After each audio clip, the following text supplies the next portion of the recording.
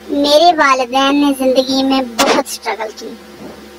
मेरे वालिदैन के वालिदैन ने जिंदगी में बहुत स्ट्रगल की। अब हम अपने हिस्से की स्ट्रगल कर रहे हैं।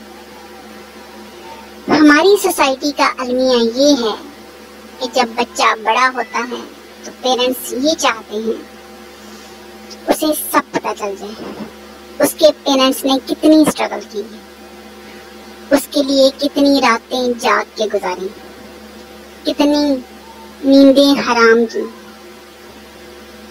उसको पता चलेगा, उसको जरूर पता चलेगा, लेकिन एक दिन में नहीं, एक साल में नहीं,